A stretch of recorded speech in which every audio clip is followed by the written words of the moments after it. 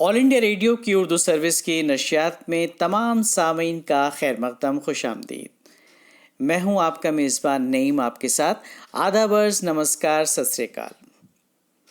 दोस्तों, कुदरत ने एक और मौका फ़राहम किया हमें आपसे मुलाकात का, इसलिए हम उसका शुक्र अदा करते हैं। और शुक्र हम सबको करना चाहिए क्योंकि उसने हमें एक और दिन अता किया। ज़िंदगी का ये सिलसिला बस खुशियों के कारवां के साथ रवां दवा रहे, यही हमारी दुआ है।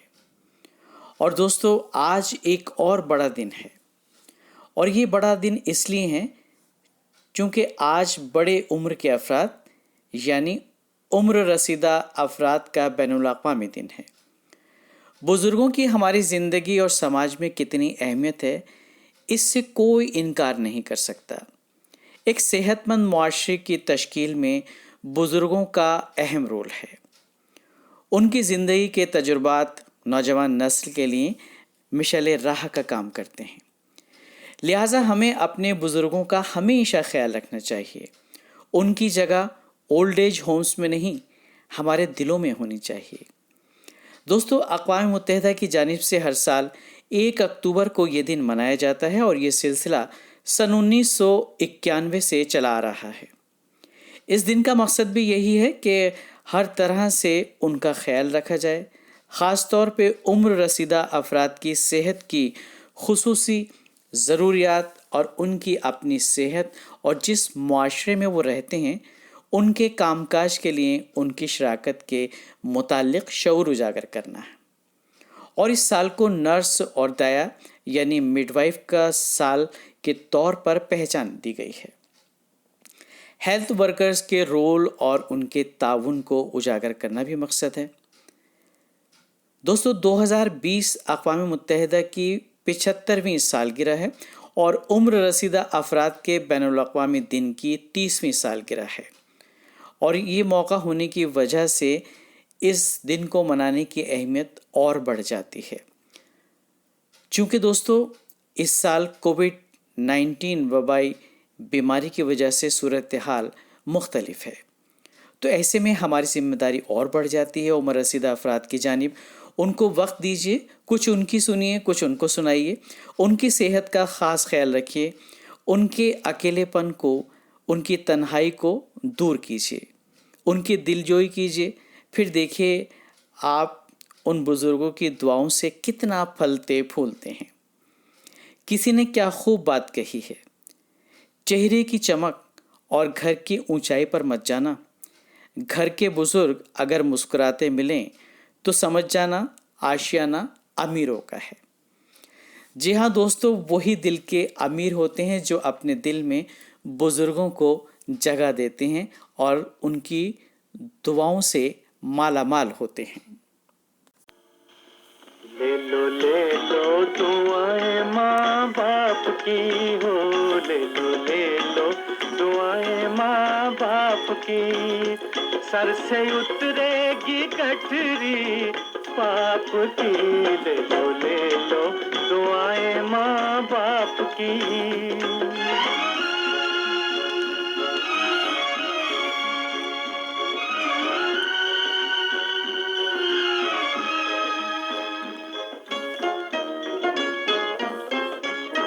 गोद में माँ की आंख खुली, जग देखा बाप के कंधे चढ़ के।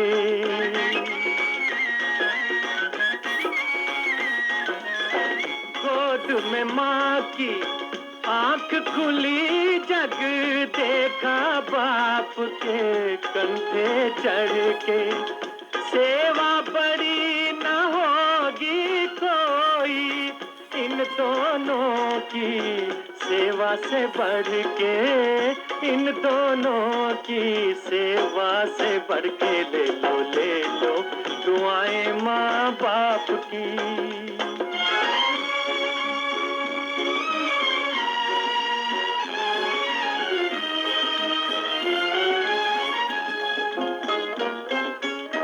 दुख सहना माँ बाप की खातिर फर्ज तो है, एहसान नहीं।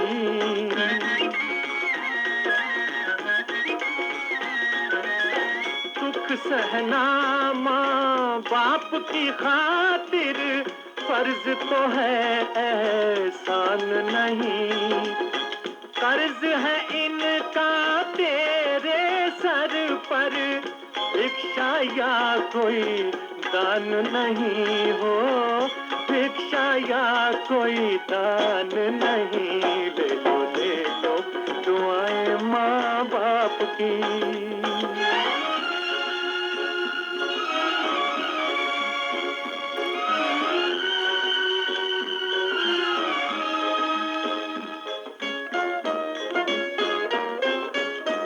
मात पिता के चरण छुए जो चार धाम तीरथ फल पाए,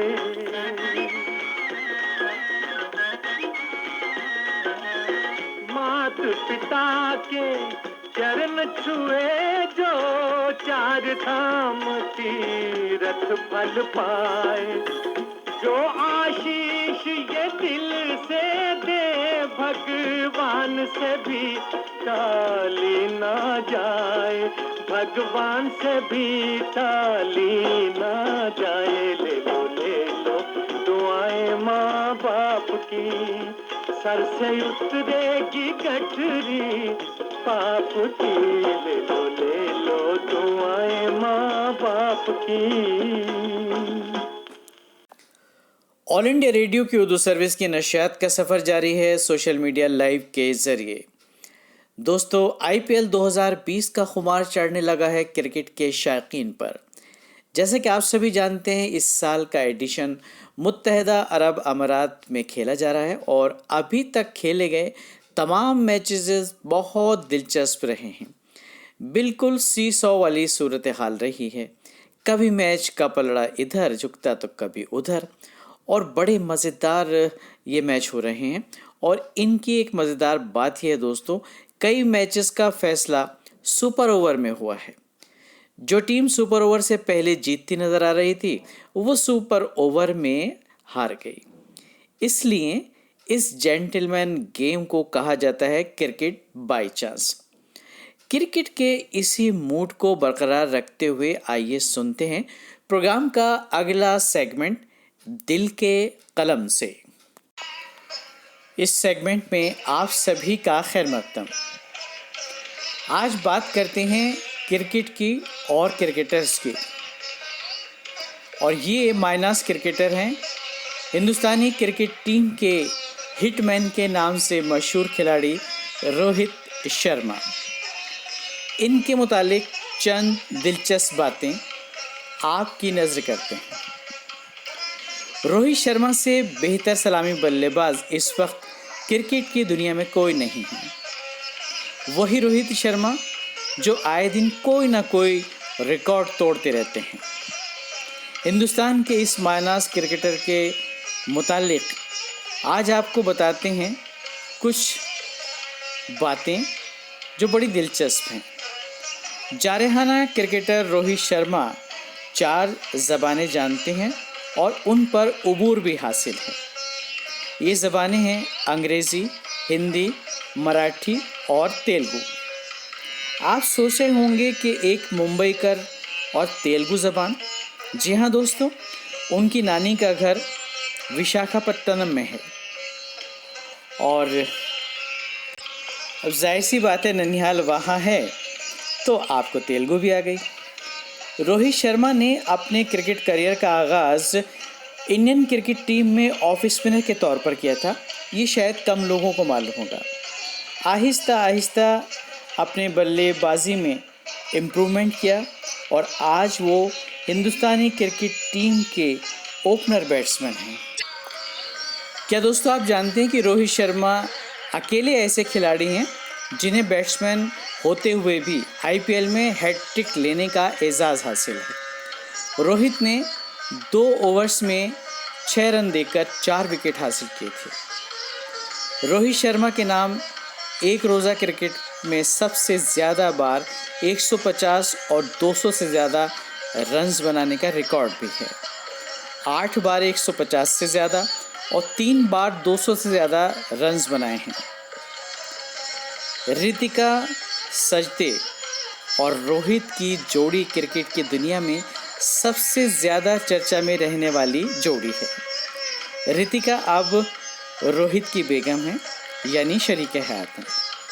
आपको बताना चाहेंगे, रितिका पहले रोहित की मैनेजर थी।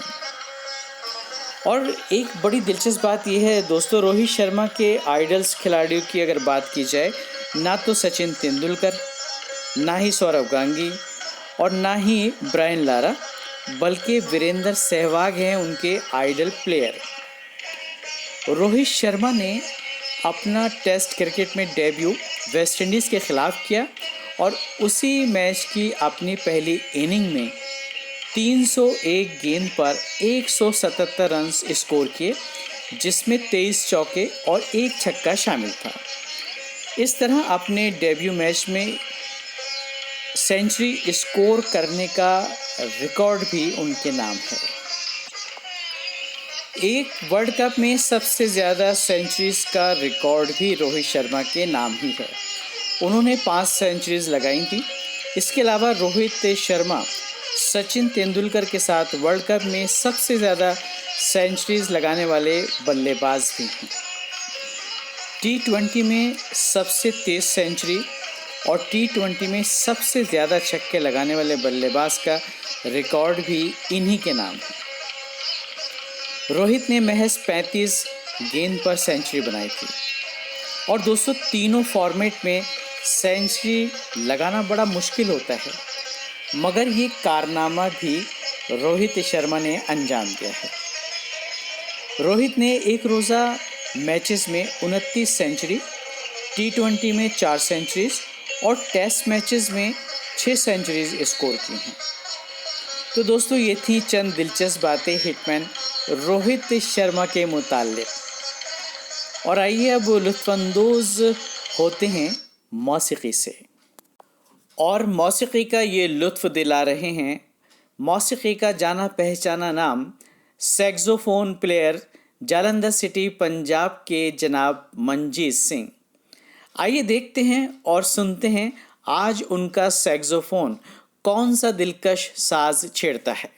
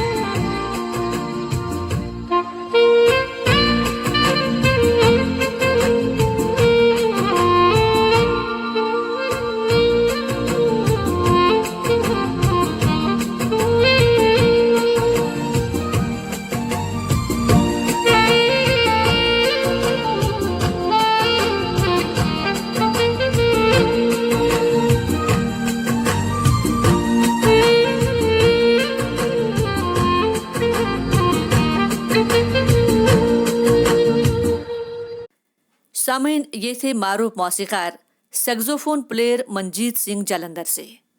प्रोग्राम में वाकई मंजीत सिंह जी ने 4 चांद लगा दिए। बहुत खूब।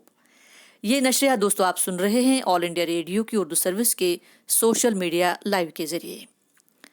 दोस्तों, माहौल और इंसान एक दूसरे के अहम जुज हैं। इस माहौल की, कुदरत के इस हसीन तोहफे की कदर करना हमारी जिम्मेदारी है। इंसान ने जब से आंख खोली तो सबसे पहले इसकी नजरें इसी माहौल से मिलें। माहौलियात की सफाई मुल्क के हर इंसान पर फर्ज है, क्योंकि जब हम अपने आसपास की सफाई को अपनी जिम्मेदारी समझेंगे तो मुल्क व कौम के तहफ़्फ़ुज़ में अहम किरदार निभाएंगे और एक जिम्मेदार शहरी बन जाएंगे। जिस तरह मेहनत कामयाबी की कुंजी होती है, उसी तरह माहौलियात की सफाई में मुल्क व कौम के तहफ़्फ़ुज़ का राज छुपा हुआ है, क्योंकि एक सेहतमंद समाज की तामीर में एक साफ व शफाफ माहौल मुआविन साबित होता है। बाबाए कौम महात्मा गांधी हिंदुस्तान को एक सोने की चिड़िया की तरह चमकता दमकता देखना चाहते थे। यही वजह है कि उन्होंने कहा था, स्वच्छता स्वतंत्रता से ज़्यादा ज़रूरी है। महात्मा गांधी का ख्वाब सिर्फ आज़ादी ही नहीं था, बल्कि साफ सुथरा और शफाफ हिंदुस्तान भी था। यकीनन गांधी जी इस राज से बखूबी वाकिफ थे। यही वजह है कि बापूजी ने अपने मुल्क के बाशिंदों को ताकीद की कि वो साफ सफाई की आदत को अपनी रोज़मर्रा की ज़िंदगी में शामिल करें। गांधी जी के ख्वाब को ताबीर देने और पूरी दुनिया में हिंदुस्तान को एक शानदार मुल्क साबित करने की गर्ज से हमारे वज़ीर-ए-आज़म जनाब नरेंद्र मोदी जी ने महात्मा गांधी के यौम पैदाइश के मौके पर 2 अक्टूबर 2014 में स्वच्छ भारत मुहिम का आगाज़ किया। इस मुहिम का मकसद मुल्क व कौम को साफ सुथरा बनाकर एक सेहतमंद समाज तामीर करना है। मौजूदा हालात में कोरोना वायरस के फैलाव को रोकने में साफ सफाई का ही बड़ा अमल दखल है। हकीकत में एक पाक व पाकीज़ा माहौल ही मुख्तलिफ किस्म की बीमारियों को दूर करती है। साफ शफाफ, खुशहाल और सेहतमंद इंसान ही सेहतमंद और तरक्की याफ्ता मुल्क की तामीर में अहम किरदार निभाते हैं। तो सामने ये थी चंद बातें माहौलियात की सफाई के हवाले से। हम ऑल इंडिया रेडियो की उर्दू सर्विस के सोशल मीडिया लाइव के जरिए आपसे मुखातिब हैं। आइए अब सुनते हैं मोहम्मद रफ़ी और साथियों का गाया हुआ ये भजन।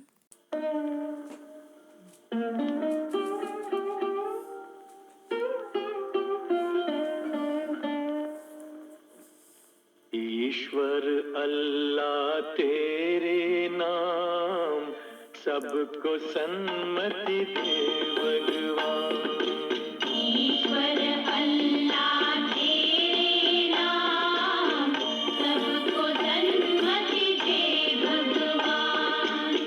सबको सन्मति दे भगवान, सारा जग तेरी संतान। सबको सन्मति दे भगवान, सारा जग तेरी संतान। सारा जग तेरी संतान।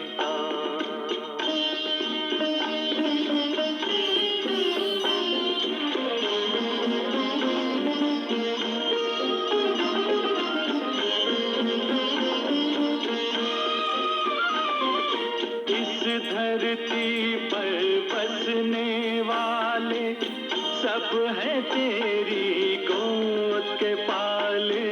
इस धरती पर बसने वाले सब हैं तेरी गोद के पाले।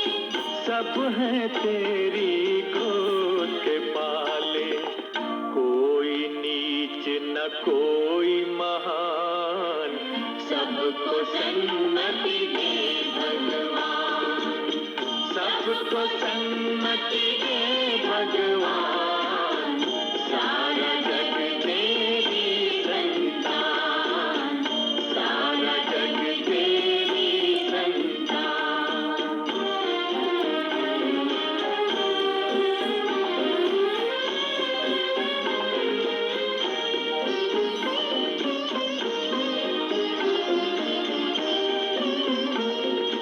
जातों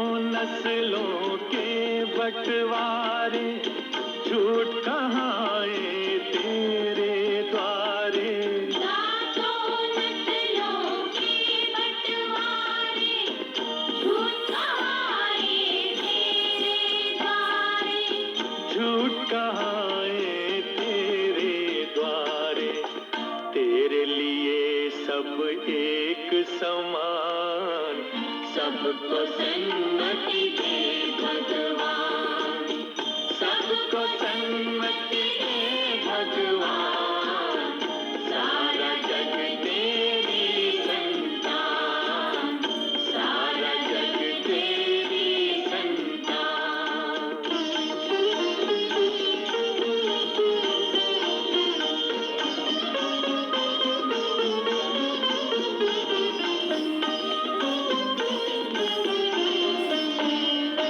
जन्म का कोई मोल नहीं है, जन्म मनुष्य का तोल नहीं है। जन्म का कोई मोल नहीं है, जन्म मनुष्य का तोल नहीं है। जन्म मनुष्य का तोल नहीं है। कर्म से है सबकी पहचान, सबको सन्मति दे भगवान। ईश्वर अल्लाह तेरे नाम, सबको सन्मति दे भगवान। सबको सन्मति दे भगवान। सारा जग तेरी संतान, सारा जग तेरी संतान, सारा जग तेरी संतान, सारा जग तेरी संतान। मोहम्मद रफ़ी और साथियों का गाया हुआ नया रास्ता फिल्म का ये भजन दोस्तों आपने सुना। उर्दू सर्विस की ये नशरियात सोशल मीडिया लाइव पर अभी जारी है। जान है तो जहान है, इस सिलसिले के तहत आइए सुनते हैं डॉक्टर की सलाह। नमस्कार, मैं डॉक्टर विनय गौड़, स्त्री रोग विशेषज्ञ, आज अपनी सभी गर्भवती महिलाओं से कुछ गुफ्तगू करना चाहूँगी। जैसा कि आप जानती हैं, आज पूरे विश्व में नोवल कोविड-19 या कोरोना वायरस का आतंक छाया हुआ है और यह भी सबको मालूम है कि ये बीमारी एयरबॉर्न है, यानी खांसने छींकने से जो ड्रॉपलेट हवा में गिरते हैं उसके संपर्क में आने से दूसरे व्यक्ति अगर इसके संपर्क में आता है, उसके नाक, मुंह या आँखों के जरिए उसके शरीर में प्रवेश कर सकती हैं और इसका पूरा संक्रमण का खतरा उस महिला को भी हो सकता है। दूसरी खास बात ये है जो ध्यान देने योग्य है कि अभी तक इस बीमारी का कोई इलाज नहीं है, सिर्फ सुरक्षा ही इसका इलाज है और इसी बचाव में ही समझदारी है। दूसरा, अभी इसकी कोई वैक्सीन बाज़ार में नहीं आई है। अगर आप लोगों को किसी ने बहकाया है तो ये आप समझ लीजिए कि अभी तक इसकी कोई वैक्सीन तैयार नहीं हुई है। अब मैं आपको बताना चाहूँगी कि उन्हें, यानी कि गर्भवती महिलाओं को खासकर इस माहौल में क्या क्या खास सुरक्षा के साधन अपनाने हैं और क्यों अपनाने हैं, ताकि वो भी स्वस्थ रहें, उनका होने वाला बच्चा भी स्वस्थ रहे। सबसे पहले, क्योंकि गर्भवती महिलाओं को इम्यून सिस्टम थोड़ा सा कॉम्प्रोमाइज स्टेट में होता है, शुरू के 3 महीनों में उनको बहुत ज़्यादा वॉमिटिंग होती हैं, ठीक से खाना नहीं खा पाती हैं, शरीर में कमजोरी रहती है, तो ऐसी अवस्था में उनको इस वायरस का आक्रमण जल्दी हो सकता है अगर वो ऐसे किसी व्यक्ति के संपर्क में आती हैं। और वो महिलाएं जो गर्भवती हैं और उनको साथ साथ दमा की बीमारी है, सांस की बीमारी है, शुगर की बीमारी है, वो हार्ट पेशेंट हैं या कोई इम्यूनो कॉम्प्रोमाइज्ड उनको कोई ऐसी बीमारी है जिसके लिए वो स्टेरॉइड्स ले रही हैं, ऐसी महिलाओं को भी इस बीमारी का खतरा बहुत ज़्यादा बढ़ जाता है। अभी तक ऐसा कोई मामला अधिकतर नहीं देखा गया है कि गर्भवती महिला ने किसी ऐसे बच्चे को जन्म दिया हो जिसको कि महिला के गर्भ में ही कोरोना वायरस का इन्फेक्शन हुआ हो। सिर्फ एक मामला यूके में रिपोर्टेड है कि एक गर्भवती महिला को कोरोना वायरस हुआ, उससे वो संक्रमित हुई, हॉस्पिटल में दाखिल हुई और उसके बच्चे को भी ये रोग के लक्षण मिले। फिर भी हम यही कहना चाहेंगे कि बचाव में ही समझदारी है। इसके लिए आप अपनी इम्यूनिटी को बढ़ाएं, अपनी जो इंटरनल आपकी जो आंतरिक शक्ति है रोगों से लड़ने के लिए उसको बढ़ाएं। और उसके लिए ज़रूरी है कि आप अच्छी तरह खान पान करें। अपने खान पान में विटामिन सी जो कि आंवला, नींबू में होता है उसका ज़्यादा से ज़्यादा सेवन करें। प्रोटीन्स की मात्रा अपने खाने में बढ़ाएं जो कि दालों में और साबुत अनाजों में, अंडा, मछली या जो आप लेती हैं उनमें दूध के बने पदार्थ, इन सब का सेवन अधिक से अधिक करें। गायनिकोलॉजिस्ट डॉक्टर विनय गौड़ ने कोरोना वायरस के दौरान हामिला खवातीन को इस बीमारी से बचने के लिए कई सारी मुफीद बातें बताई ताकि जच्चा और बच्चा दोनों ही महफूज रहें। दोस्तों, आप सबसे गुजारिश है कि प्रोग्राम के जरिए जो भी जानकारी दी जाती है इस पर सिर्फ अमल करने से ही हमारी मेहनत और हमारा मकसद पूरा हो सकता है। इसलिए इन मशवरों को अमली जामा पहना के सेहतमंद रहिए, खुश रहिए, यही हमारी आरज़ू है। इसके साथ ही आज का प्रोग्राम अब ख़त्म करने की दीजिए अपने मेज़बान नईम और फूला को इजाज़त। अगले प्रोग्राम में फिर मिलेंगे, तब तक के लिए खुदा हाफिज़, शब्बा खैर, जय हिंद।